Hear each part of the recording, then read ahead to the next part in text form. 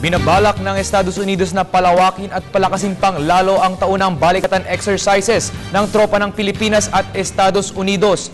Ito'y upang ibayong mapalakas ang depensa ng Pilipinas at Estados Unidos at mga kapanalig na bansa laban sa mga nagbabanta sa seguridad ng Pilipinas. Si Sam Ramirez.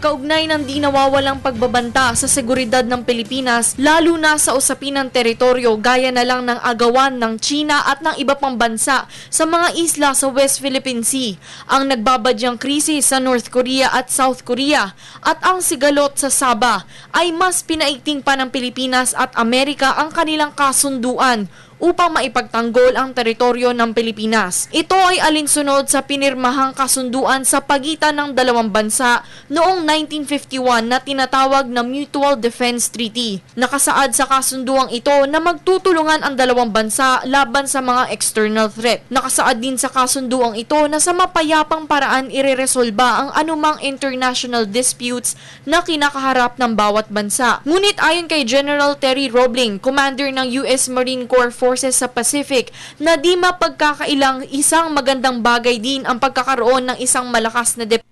Ayon pa kay General Roebling, tinitingnan na din nila ang posibilidad na magkaroon ng multilateral exercises kasama ang iba't iba nilang partner countries. Kasabay na din dito ang pagpapalakas ng kanilang puwersa sa Asia. Kasama na dyan ang bansang Germany, Japan at South Korea. Gumagastos ang Estados Unidos ng mahigit sa 10 bilyong dolyar kada taon upang palakasin ang kanilang puwersa sa ibang bansa. Nag-uulat para sa Telebisyon ng Bayan, Sam Ramirez.